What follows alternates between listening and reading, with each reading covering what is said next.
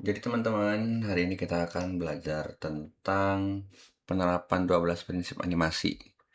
Jangan kikuk sama jumlahnya yang banyak, 12 kali ini di bagian satu ini kita akan fokus ke timing and spacing, easing yaitu ease in dan ease out, sama prinsip antisipasi. Untuk intermezzo, kita bahas dulu sedikit 12 prinsip animasinya ada apa aja sebagai gambaran. Di sini kita buka website. Ya, websitenya Glint sih, tapi kita fokus ke isinya aja. 12 itu yang pertama ada squash and stretch. Jadi dalam animasi itu supaya nggak kaku saat objeknya kena impact atau tumbukan. Di sini tergantung elastisitas objek yang digambarkan ya. Misalkan ini adalah sebuah bola, saat menumbuk ke lantai, dia harus berubah bentuknya jadi gepeng, lalu memantul lagi ke atas, jadi bulat lagi. Itu prinsip squash and stretch maksudnya. Nah, ini gambarannya kalau misalkan tanpa squash and stretch, dia bulat-bulat, mantul ke lantai tetap bulat, dan ini nggak masuk logika ya, karena di dunia nyata nggak seperti ini. Jadi yang benar adalah yang B. Di sini dia pas menyentuh lantai karena elastis, dia gepeng, lalu berubah bentuk lagi jadi bulat saat memantul. Itu prinsip squash and stretch. Lalu yang kedua ada prinsip antisipasi, yaitu prinsip dimana sebelum kita mau loncat akan ada ancang-ancang dulu, jongkok, lalu baru loncat. Nah, itu adalah prinsip anticipating. Lalu prinsip staging, di mana kita lebih menonjolkan objek yang penting, dan yang sisanya yang kurang penting tidak terlalu menonjol, di mana di sini digambarkan hanya berbentuk bayangan-bayangan. Sebentar. Selanjutnya ada prinsip straight ahead action and pose to pose, yaitu adalah aksi atau pose-pose lanjutan ketika melakukan aksi. Nah, misalkan satu berdiri, lalu tujuan utamanya adalah loncat ke samping, tapi di antara itu harus ada gerakan di tengah-tengahnya, yaitu dia loncat dengan tangan ke depan, lalu kaki duluan ke depan di nomor 4. Lalu prinsip kelima adalah follow through atau mengikuti atau overlapping action. Aksi lanjutan ya. Misalkan di sini ada superhero landing, mendarat dan jongkok, karena jubahnya lebih ringan, dia telat turunnya. Superhero-nya udah jongkok, ini jubahnya baru turun dan menjuntai ke tanah. Selanjutnya ada slow in and slow out. Nah, di sini gerakan jatuhnya cepat, gerakan nanjak ke atasnya melambat karena ketarik gravitasi. Slow in dan slow out. Lalu ada prinsip ketujuh yaitu arch atau lengkungan, dimana mengatakan kalau gerakan itu dari yang terpengaruh gravitasi itu nggak jadi lurus ya, tapi melengkung. Makanya membentuk arch atau lengkungan. Nah, misalkan saat kita menoleh, biasanya kita nggak langsung dari kiri ke kanan, tapi agak ke bawah sedikit ke bawah. Oke. Izin. Lalu ada prinsip ke-8 yaitu secondary action, atau ada gerakan kedua dari gerakan utama yang noleh-noleh, tangannya gerak-gerak. Ini adalah second actionnya, kaki yang tumpu dan mengetuk-ngetukkan kaki, ini adalah secondary action. Lalu ada timing, yaitu seberapa cepat gerakan dalam durasi tertentu, misalkan 1 detik secepat apa gitu, berapa banyak frame yang dilalui dalam 1 detik. Lalu adalah exaggeration, melebih-lebihkan atau kalau dalam kalimat kan hiperbola ya. Kalau di animasi juga ada exaggeration. Yang cemas itu biasanya cuma seperti gambar pertama dan kedua, tapi kan, dilebihkan jadi kayak kakinya ngangkat, matanya keluar. Nah, ini exaggeration. Lalu prinsip ke-11 ada solid draw, yaitu menggambar dengan berbagai angle, nggak cuma dari depan tapi juga dari 3/4 atau dari samping atau dari belakang, supaya ada efek 3 dimensinya. Ini kayak ini front view dari depan, yang kanannya dari 3/4 front, miring, menyerong. Lalu yang ke-12 adalah appeal. Nah, ini pose tubuh itu kan nggak lurus seperti gambar yang di kiri, tapi ada bungkuk-bungkuknya dikit. Itu 12 prinsip animasi, tapi karena kebanyakan ini prinsipnya berhubungan dengan gambar atau cara menggambar, kita akan bahas dulu yang bisa dipakai pada After Effects, yaitu di bagian satu ini kita bahas timing, spacing, easing, dan prinsip antisipasi. Oke, kenapa harus ada prinsip animasi? Nah, ini sejarahnya dari animator legendaris dari Disney ya. Kenapa harus ada prinsip animasi? Tentu aja untuk mencegah hasil rendernya kaku atau membosankan. Kalau hanya sekedar gerakan dari kiri ke kanan pindah, tek, tek, nah itu kan kaku banget. Jadi biar nggak kaku harus ada pelan, kenceng, pelan, pelan, kenceng, pelan. Gitu. Itu dia kenapa harus ada prinsip animasi. Lalu untuk memberikan ilusi berat, misalkan kalau gambar ini bantal nih di samping, di gambar yang kedua ini kan bantalnya menekuk, nambruk lah bahasa Sunda mah. Berarti ini ada berat di sini, ada masanya. Kalau yang gambar paling kiri ini kan dia berdiri gini, berarti masanya nggak seberat yang bantal nomor 2. Lalu memastikan mata pemirsa terpandu secara visual ke arah informasi utama dengan mulus.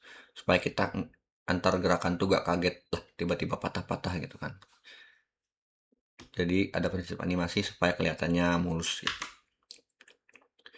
Nah, ini salah satu bahasan kita pertama yaitu timing and spacing. Timing itu durasi, merujuk pada jumlah frame atau alokasi detik yang diperlukan untuk satu objek menempuh titik A ke B. Timingnya didefinisikan sebagai kecepatan pergerakan. Nah, itu tadi ya percepatannya ya. Lalu spacing adalah jarak antara frame. Misalkan dalam 1 detik itu ada 24 frame,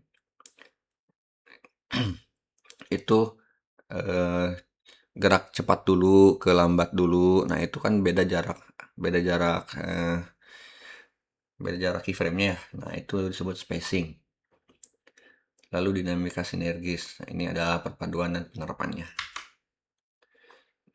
Sekarang kita ke jenis interpolasi keyframe. Interpolasi itu adalah ini ya, gap-gap atau jeda-jeda atau bentuk-bentuk kurva di antara keyframe. Nanti kita gambarkan, jelaskan lebih detail. Kita bahas dulu pengertiannya. Ada yang linear interpolation, konstan, merata, dan kaku. Ini defaultnya kayak gini, linear interpolation. Atau ditampilin lah biar nggak pusing. Linear interpolation. Nah, nanti bentuk grafiknya kayak gini, cuma lurus doang. Lalu ada Bezier is interpolation. Kurvanya membentuk lengkungan. Nah, seperti ini. Kurvanya nanti melengkung. Ini akan menimbulkan efek, mana dia? Jangan dari sini. Ini akan menimbulkan efek gerakan lambat, gerakan cepat di tengah-tengah durasinya, lalu lambat lagi di akhirnya. Nanti kita praktekkan di After Effects. Lalu ada hold interpolation. Kalau ini yang biasa kita sebut dengan stop motion ya. Stop motion. Ada video singkat nggak?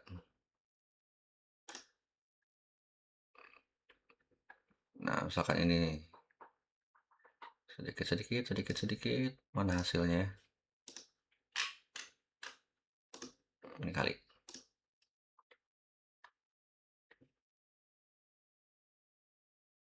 Nah, ini stop motion ya, tuh wortelnya gerak patah-patah. Itu disebutnya hold interpolation kalau di animasi. Nah, sekarang kita pahami graph editor. Jadi graph editor itu ada yang disebut value atau angka yang yang vertikal ya, dari 0, 500.000 di gambar ini. Ini adalah value-nya. Lalu graph editor ini menunjukkan koordinat X atau Y. Lalu ada speed graph juga. Speed graph itu merubah kecepatan atau yang kita kenal, yang suka tiktokan tuh velocity ya, terkenalnya velocity. Nah, itu velocity itu sebenarnya percepatannya ya. Di sini nanti ada beberapa bentuk velocity. Lalu prinsip antisipasi adalah ancang-ancang sebelum aksi. Nah, seperti yang dijelaskan di awal tadi, misalkan nih objeknya mengecil ketika di squash atau meledak overshot. Nah, jadi mengecil dulu baru boom gitu kan. Itu ada ancang-ancangnya, mengecil dulu. Kalau di penempatan posisi juga di tombol UI. Nah, contohnya adalah seperti ini. UI button animation.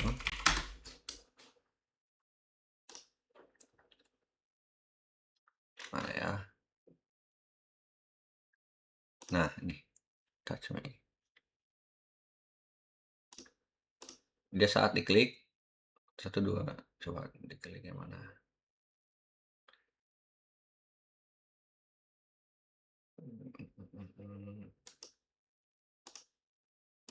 Oke, klik. Nah, malah ke situ dia. Intinya tombolnya mengecil dulu sebelum ketika diklik, maksud. Ada ancang-ancang, mengecil dulu lalu kembali ke ukuran semula, jadi klik gitu. Klik. Nah, dari 3 timing, easing, sama anticipasi ada sinerginya ya. Fungsi utama dari timing and spacing itu nentuin ritme, tempo, sama bobot mekanis suatu elemen visual.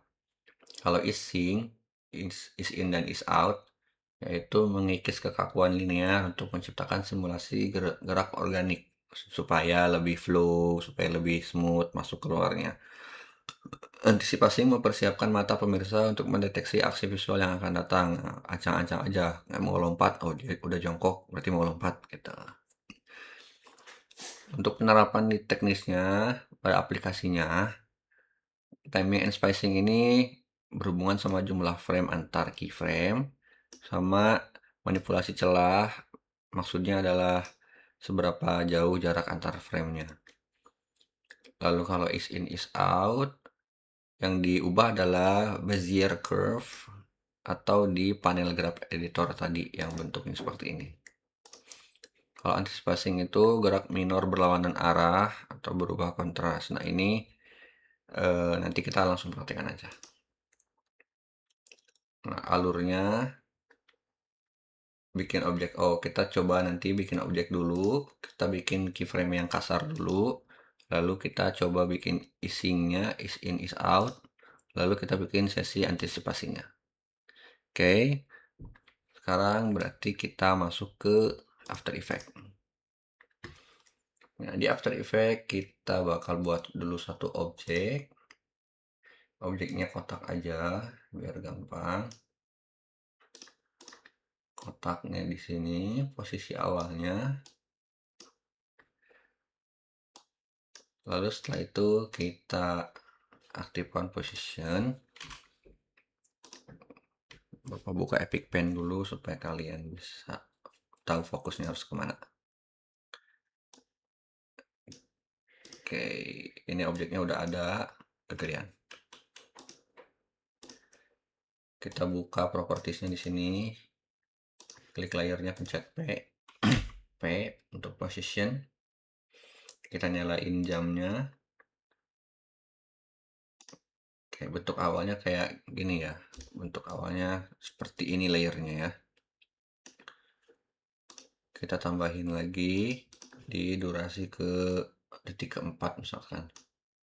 Posisinya udah bergeser ke sini. Oke, kita play coba. Set. Nah, kelamaan 2 detik aja. Set. Nah, itu kita udah membuat objek dan keyframe kasar. Udah 2 langkah ya. Sekarang manipulasi grab. Kita bikin isingnya is in is out. Yang biar smooth masuk mulai gerakannya sama smooth keluar atau akhir dari gerakannya. Kita buka lagi After Effects-nya.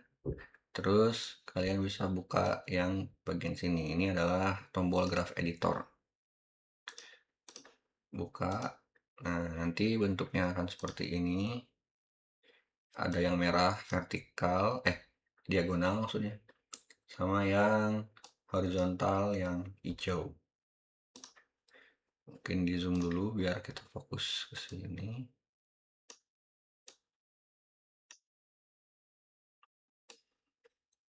Nah, sekarang kita fokus ke yang pindah dulu, yaitu yang merah. Yang hijaunya kita abaikan dulu karena kita nggak menggerakkan bendanya ke atas atau ke bawah. Kita hanya menggerakkan bendanya dari kiri ke kanan.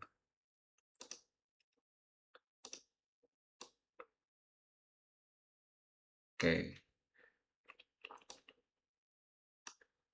Ini value ini yang vertikal adalah posisi ya.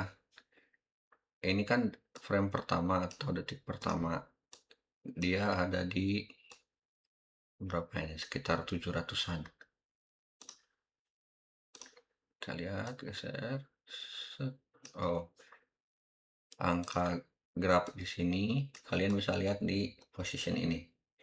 Berarti ini ada di angka 872 ya. Lalu seiring waktunya bergerak, kan dia ke atas nih, naik. Nih, di frame ke 1 detik 30, dia di posisi 2500 pixel. Nah, kurang lebihnya sama ya nih, angkanya jadi 2492. Jadi angka ini adalah angka yang tertulis di sini. Oke. Sekarang gerakannya kan ini masih kaku. Kita ulang, kita play. Kaku karena bentuk geraknya masih lurus. Lurus diagonal. Kita mau ubah dia jadi melengkung atau kita tambahkan is in is out. Seperti ini, melengkung dengan cara klik dulu yang di sini. Nah, dan dia akan melengkung. Wait.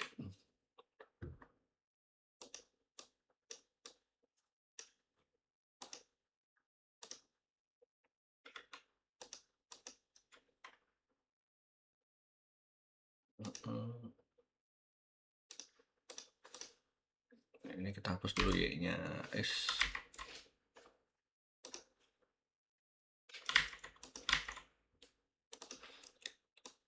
Kalau udah melengkung seperti ini, kita play lagi. Set. Nah, kelihatan kan di detik 0 sampai ke 15 dia gerakannya lambat. Karena ini nggak lurus ya, dia cenderung agak horizontal. Sedangkan di bagian sini dia lebih tegak. diagonalnya. Maka gerakannya jadi lebih cepat. Lalu di akhirnya dia cenderung lebih horizontal lagi di sini. Jadi ini melambat lagi. Jadi kalau kita play dia cepat, dia lambat, cepat, lambat lagi. Play, lambat, cepat, lambat lagi. Mungkin kurang kelihatan. Kita coba.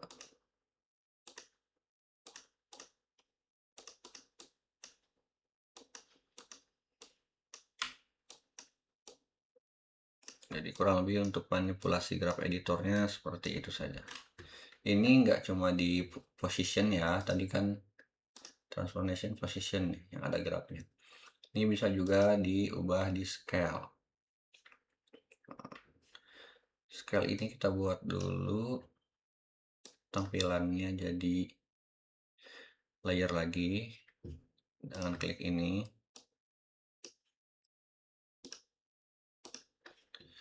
Lalu nyalain scale-nya udah ya di sini. Scale detik satunya 100%.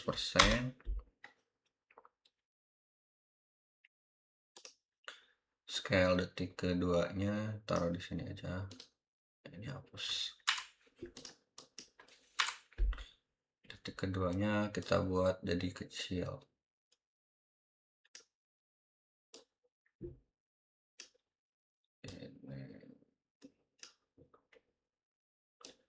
Oke, kita lihat scale-nya. Dia lurus ya mengecilnya. Posisinya hapus dulu lah biar nggak pusing. Fokus ke scale dulu.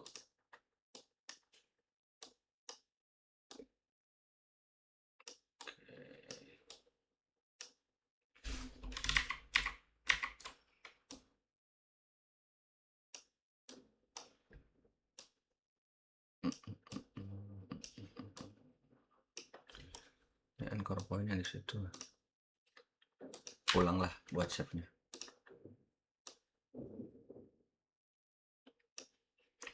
Oke, seperti ini. Anchor point-nya dibuat di tengah-tengah. Nah, kita coba graph editor yang buat scale. Detik 0 kasih keyframe, detik 2 dikasih keyframe scale kecil. Nah, oke, di sini udah ada keyframe buat scale detik 0 dan detik 2. Sekarang kita buka graph editornya lagi.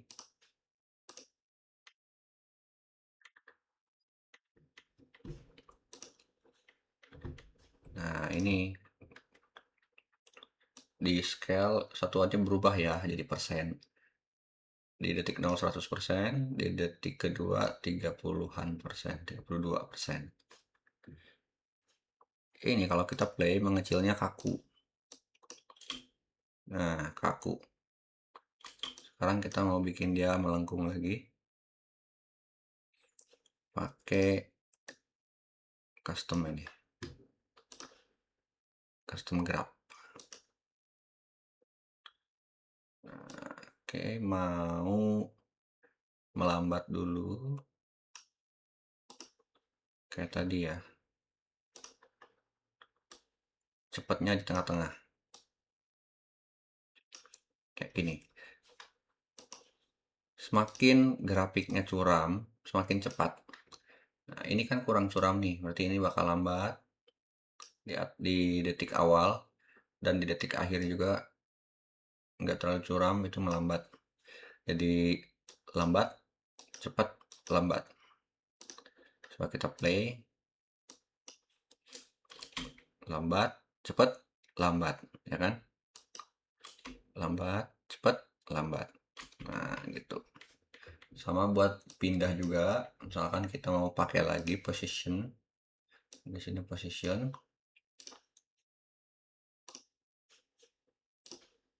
Positionnya kita nyalain keyframe-nya, di detik kedua kita nyalain lagi keyframe-nya. Detik pertama, detik 0-nya kita mau si kotaknya di kiri, detik keduanya di kanan. Nah, ini value-nya berubah lagi, jadi pixel lagi. Yang detik kedua, posisi X-nya berubah lagi, 1800-an kayak tadi. Terus kalau kita tarik ke detik 0, dia udah di kiri. Posisinya udah ganti 240-an di sini. Nah, oke. Intinya posisi kiri, animasi ke kanan. Oke, kita play dulu. Animasi kiri kanannya masih kaku. Yang udah ada is in is out-nya, yang scale-nya doang pas mengecil jadi cepet. Nah, sekarang kita buat positionnya juga bisa melengkung ya. Bisa melengkung. Ada is in is out-nya.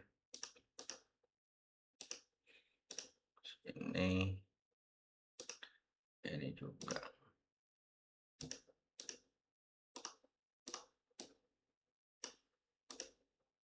Nah,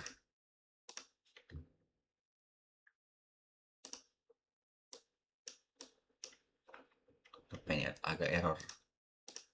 Pakai tablet aja ini. Oke, di sini cepatnya lebih stagnan, tapi di akhirnya melambat. Set. Nah, melambat di akhirnya di bagian sini. Nah, bagian itu melambat. Set, stagnan, melambat. Nah, jadi itu prinsip dari easing dan spacing. Ini selain dipakai buat position, menggeser objek, scale, mengecilkan, membesarkan objek, bisa juga rotation, bisa juga opacity. Jadi graph editor tuh cara kerjanya sama, tapi bisa dipakai untuk semua properties transform, mau position, scale, rotation, opacity. Oke, semoga sampai situ mengerti buat graph editornya. Sekarang kita hapus lagi gerakan-gerakannya. Reset semua. Oke, sekalian aja lah reset objeknya juga. Terlalu besar. Kita akan terapkan prinsip participation.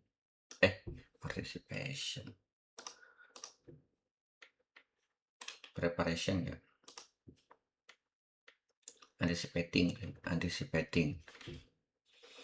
Anticipating kita bakal pakai contoh yang simple, yaitu yang tombol UI bergerak mundur beberapa pixel sebelum meluncur maju cepat membelah layar. Nggak usah sampai membelah layar ya. Kita intinya simulasikan animasi tombol. Oke, kita bikin dulu tombolnya. Biasanya tombolnya warna hijau boleh lah. Tombolnya warna hijau. Atau kalau tombol itu nggak sepenuhnya kotak ya, suka ada melengkung sini sampingnya, atau disebut rounded rectangle. Jadi kita bikin objek lain. Ingat cara bikin objek lain itu, ini kan bawaannya kotak ya. Nih, kalian fokusnya ke sini nih. Ini kan bawaannya kotak. Kita bisa mengubahnya dengan menahan tombol Alt lalu klik. Nah, udah jadi rounded rectangle. Atau mau yang lain juga bisa, bulat atau ellipse. Bisa polygon, bisa bintang. Tapi kita mau rounded rectangle dulu. Karena mau bikin tombol. Terus ini udah jadi tombol. Kita atur di sini di shape properties atau pengaturan bentuk. Bapak mau si roundednya lebih melengkung. Nah, ininya digedein sampai ke 100 boleh lah. 100. Nah, di sini ada roundness-nya atau kebulatannya, kita atur 100. Jadi ini melengkung ya. Udah kayak tombol. Sekarang kita pakai prinsip gerakan anticipating, yaitu ketika tombolnya dipencet mengecil dulu lalu membalik lagi ke ukuran semula. Ukuran semulanya seperti ini. Kita mulai setting di transform sini, buka transformnya. Berarti kalau mengecil kita bakal pakai properties yang scale. Nah, ini yang scale. Nyalain jamnya buat keyframe. Ups, jangan lupa detikannya kita ubah ke detik 0. Scale nya nyalain, lalu misalkan dipencet di detik ke 1, detik satunya belum dipencet ya, detik 1 lebih 15 frame baru dia kepencet, berarti ukurannya harus kecil. Nah, misalkan kecilnya 95 aja, jangan terlalu kecil. 95, langsung balik lagi ke ukuran semula di detik kedua jadi 100 lagi. Nah, oke, kalau kalian lihat kurvanya ini bentuknya jadi huruf V. Nah, ini udah bagus, udah ada gerakannya ya. Klik. Tapi ini kaku dan terlalu lama kayaknya. Kalau terlalu lama gini kita atur spacing. Nah, yang disebut spacing itu adalah ini keyframe pertama, ini keyframe kedua, kan ada jarak nih, ada jarak di sini. Nah, spacingnya kejauhan, makanya durasinya terlalu lama. Kita geser si frame yang terlalu jauh ini mendekat ke sini, yang ini juga mendekat ke sini, supaya spacingnya enggak terlalu jauh. Kita geser seperti ini, kita geser seperti ini. Jadi durasinya enggak 2 detik, tapi 1 detik 15 frame. Klik. Nah, seperti itu ya. Klik. Nah, itu anticipatingnya itu ada di kurva yang bawah sini. Dimana ketika si tombolnya mengecil. Itu anticipatingnya. Nah, lalu dia balik lagi, baru dia ada gerakan selanjutnya, balik lagi ke ukuran normal. Nah, coletannya pakai yang biru dulu, yang kuning. Nih, balik ke ukuran normal di sini, nanti dia balik lagi ke sini.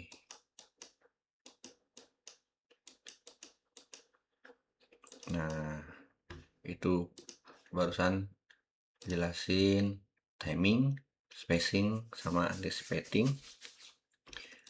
Kita coba play lagi. Klik. Nah, itu udah ada gerakan kliknya. Sekarang kita coba bikin dia curve.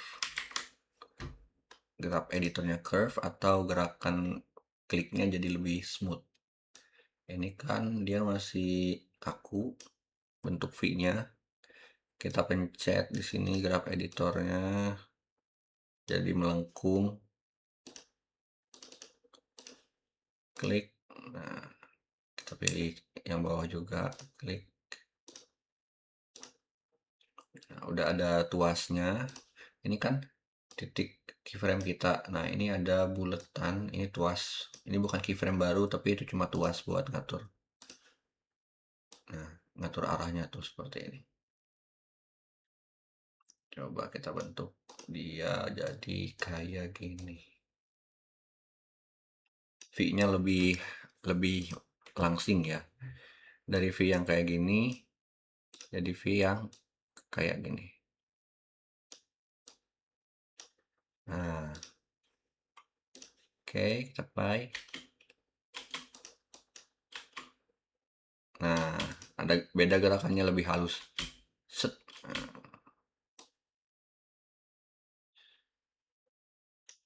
coba lagi. Set. Nah, lebih natural jadi kesannya. Itu penerapan spacing, timing, sama anticipation. Ini bisa juga dipakai buat transisi. Semisal kita hapus dulu objeknya. Di sini kita bikin, bentar, sebelum bikin sesuatu kita balikin dulu ini tombol geraknya. Jadi layer dulu. Nah, oke, udah berbentuk layer. Sekarang kita buat objek teks. Katakanlah Nana.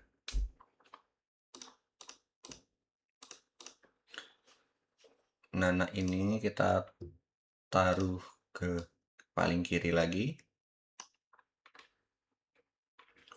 Kita buatkan position, pencet P.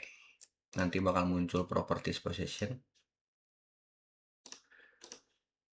Kita nyalain keyframe-nya di detik 0, nyalain keyframe-nya di detik 2. Detik 2-nya kita geser ke arah kanan lagi.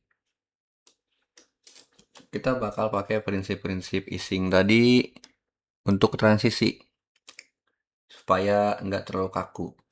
Misalkan Nana ini geser ke kanan seperti ini. Kita kasih graf dulu supaya gerakannya smooth. Di sini kasih graf.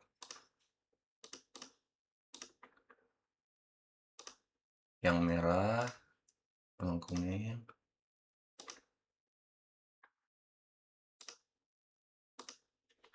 Oke, gerakannya udah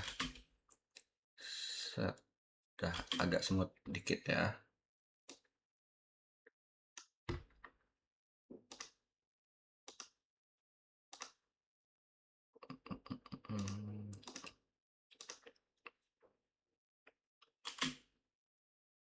Nah, sebentar. Kita coba hapus yang exposition.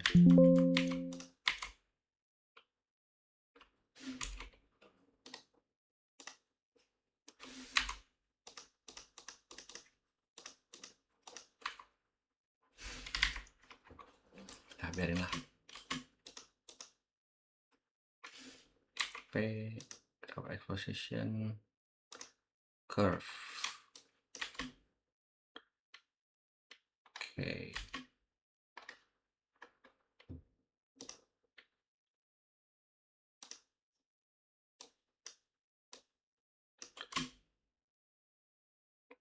Nah, oke. Lagi.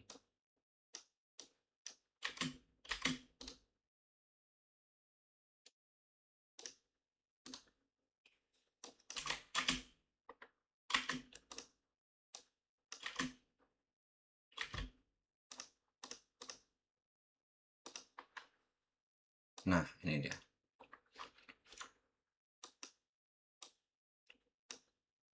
Kita buat kurvanya lebih curam supaya gerakannya sangat-sangat kelihatan. Lambat, kenceng, lambat. Oke. Lambat, kenceng, lambat. Lagi mungkin. Lambat, kenceng, lambat. Oke. Kita akan gunakan easing lambat, kenceng, lambat ini sebagai transisi. Tadi kan tulisannya Nana, kita balik ke mode layer. Di sini paling kencengnya tengah-tengah. Kita duplikat, Ctrl Shift D, dan kita ganti yang dari tengah ke kanannya jadi Nunu, misalkan. Kita ulang dari awal. Nah, set tuh. Orang-orang jadi nggak sadar saat perpindahannya karena gerakannya cepat. Ini Nana di awal pelan, di tengah-tengah berubah jadi Nunu, pas udah melambat di ujung kanan, dia udah berubah jadi Nunu ya. Apalagi kalau kita pakai motion blur. Nah, motion blur bisa kalian akses di sini. Ini motion blur yang kotak pertama. Kita aktifin motion blurnya. Nana set, nah, transisi jadi Nunu Set. Nah, jadi itu fungsi dari ngedit edit grabnya ya, buat menimbulkan efek lambat, pelan, lambat. Tuh, supaya lebih natural gerakannya. Karena kita juga kan kayak kalau bawa motor, nggak langsung kecepatan 50 km per jam dari pertama gas sampai akhir kan. Lambat dulu, naik 10, 20, 30, 40, 50, turun lagi kalau mau ngerem 40, 30, 20, 10. Jadi fungsinya supaya lebih natural. Grab editor ini dibuat melengkung, mana tadi grab editor? Wait, position. Nah, defaultnya dia akan lurus, terlalu besar ya. Bentar. Nah, gini. Defaultnya kan dia lurus, tapi gerakannya kaku. Kita buat lebih natural dengan cara dilengkungin seperti ini. Lambat. Kayak di sini lambat. Di sini cepat, cepat. Sini balik lagi lambat. Nah, jadi itulah fungsi grab editor, biar natural, lambat, cepat, lambat. Dan lagi bisa dijadiin transisi ya, yang tadi di sini dari arah kiri ke kanannya.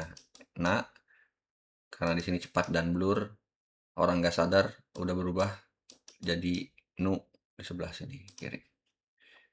Nah jadi nunu. Coba kita cek lagi, play. Nah, seperti itu.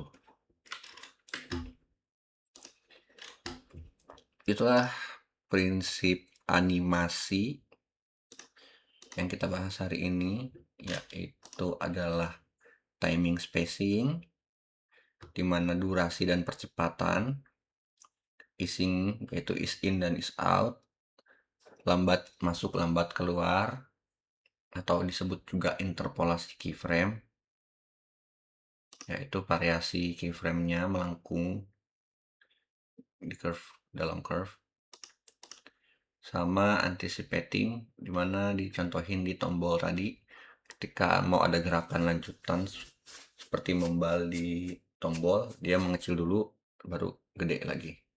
Atau kalau yang dijelasin di sini tadi kan ketika mau loncat ada jongkok dulu baru loncat.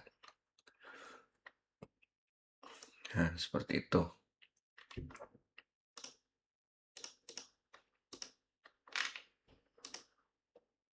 Oke, tugas jangan dulu tugas lah. Ya, kurang lebihnya seperti itu untuk prinsip anticipating, timing, dan easing. Sampai sini ada pertanyaan? Bapak, Ya, berarti kalau misalnya mau bikin animasi yang sederhana juga tetap membutuhkan anticipating ya? tergantung. Kalau emang dibutuhkan, pakai. Tapi kalau nggak dibutuhkan juga boleh-boleh aja. Misalkan animasinya cuma muncul dari samping. Kayak ini kan si Nana ini di samping sini ya. Katakanlah dia di ujung banget di sini nih. Udah pentok sini. Dia mau masuk. Nah, ini kan nggak perlu pakai anticipating, langsung aja. Nggak semuanya perlu anticipating. Itu Jessica. Ada lagi? Mau tanya lagi, Pak. Ya, Kalau animasi yang bagus itu lebih ditentukan oleh timing dan spacing atau oleh pemilihan interpolasi keyframe aja? sebenarnya nggak bisa ditentukan oleh mana ya, tapi semuanya kan berhubungan. Jadi harus dipenuhi. Cuma eh, gimana ya? Kalau timing kan buat tempo ya. Jangan terlalu cepet, jangan terlalu lambat. Kalau yang interpolasi juga itu kan dia biar smooth. Jadi semuanya penting sih, nggak bisa dipilih, gitu. Gitu, terima kasih. Oke, yang lain ada yang mau ditanyakan?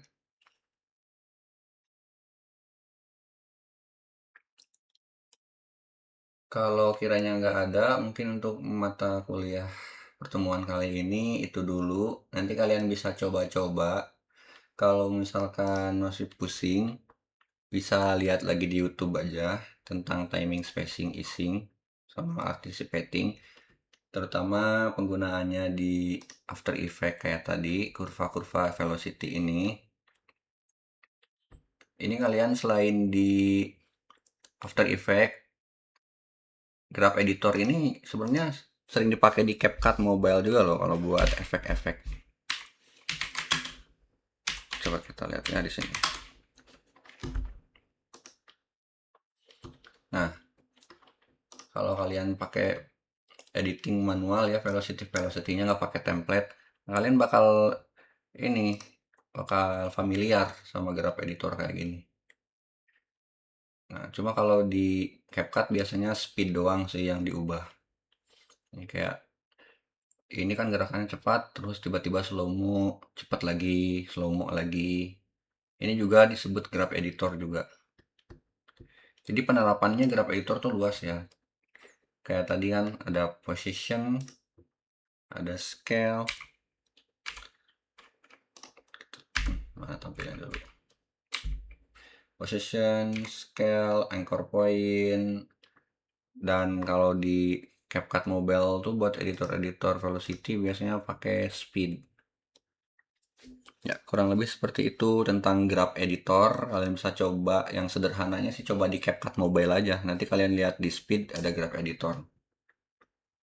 Itu konsepnya bakal sama kok kayak kalian pakai di After Effects. Kalau After Effects-nya berat dan gak memungkinkan nyoba di After Effects, ya minimal coba di CapCut, buka pengaturan speed, buka graph editor seperti ini.